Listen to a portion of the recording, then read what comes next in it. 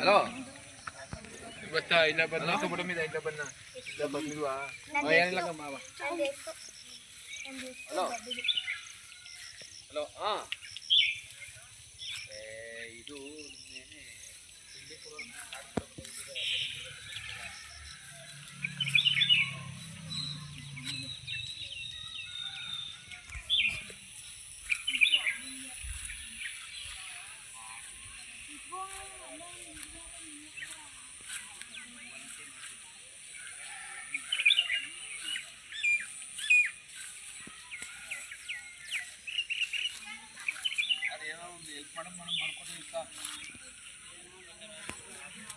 ಹಾಕ್ಬಿಟ್ಟು ಏನೋ ಒಂದು ಹೆಲ್ಪ್ ಮಾಡ್ಕೊಂಡು ಈ ಸಲ ಈಗ ಆಗ್ಬಿಟ್ಟವ ಪಾಪ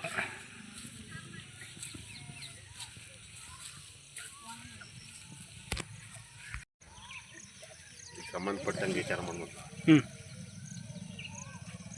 ತಾಲೂಕು ಪಾಲಕು ಜಿಲ್ಲೆ. ಮೊದಲು ನಿಮ್ಮ ಹೆಸರು ಹೇಳಿ, ಆಮೇಲೆ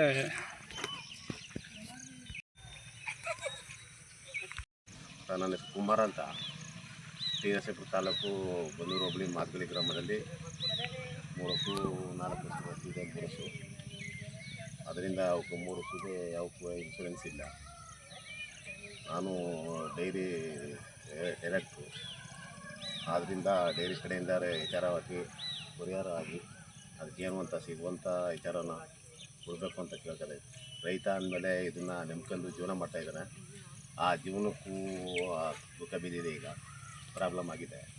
ಏನಾದ್ರು ಒಂದು ವಿಚಾರ ಮಾಡಿ ಡೈರಿ ಕಡೆಯಿಂದ ವಿಚಾರ ಮಾಡಿ ಒಂದು ಪರಿಹಾರನ ಕೊಡಿಸ್ಬೇಕು ಅಂತ ಕೇಳ್ತಾ ಇದ್ದೀನಿ ಸರ್. ಇದು ಫುಡ್ ಪಾಯ್ಸನ್ ಆಗಿರ್ಬೋದು, ಏನಾಗಿರ್ಬೋದು ಅಂತ ಗೊತ್ತಿಲ್ಲ.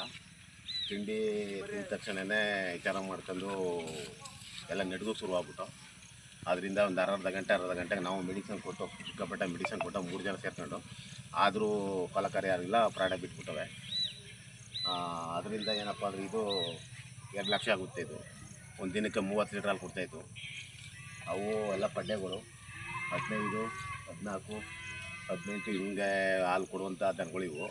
ಒಳ್ಳೆ ಬೀಡ್ ದನಗಳು ಸಾಕಿದ್ವಿ, ಬೆಳೆಸಿ ಈ ರೀತಿ ಆಗೋಗಿದೆ ಪರಿಸ್ಥಿತಿ.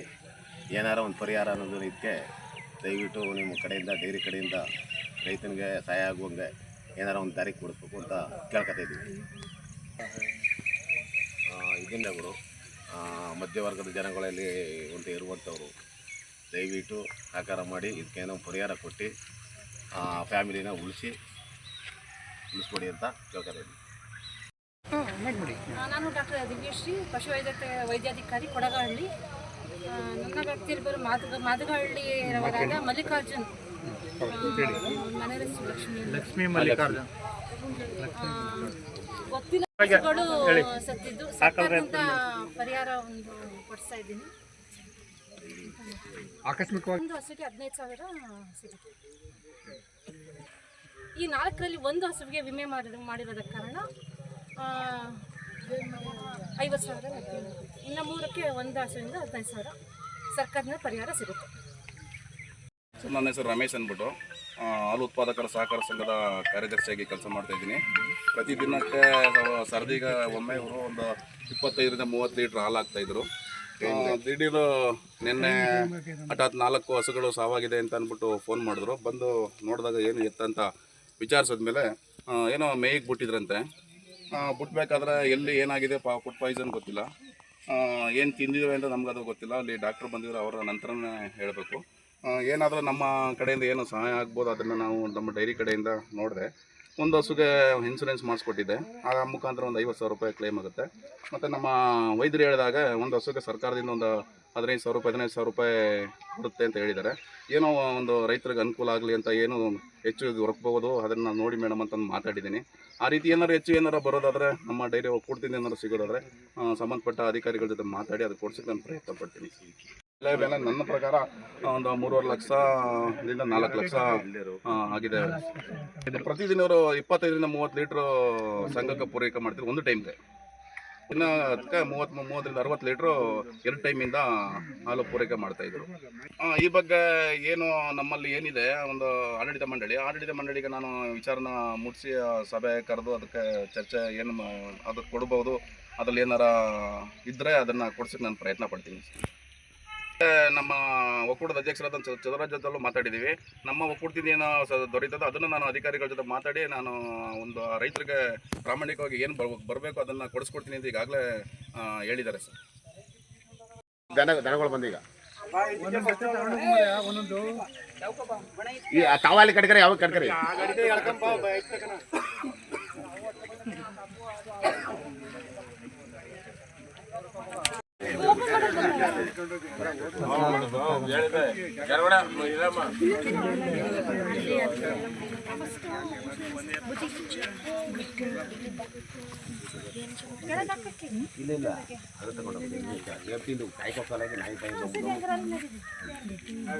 ಜೆಸಿಪಿನ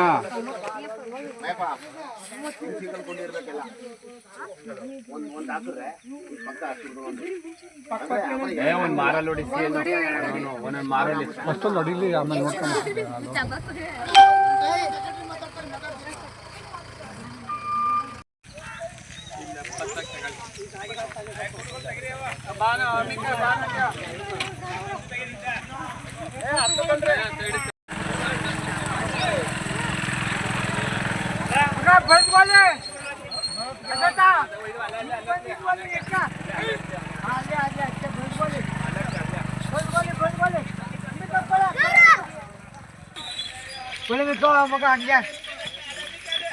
मी करील यार विजय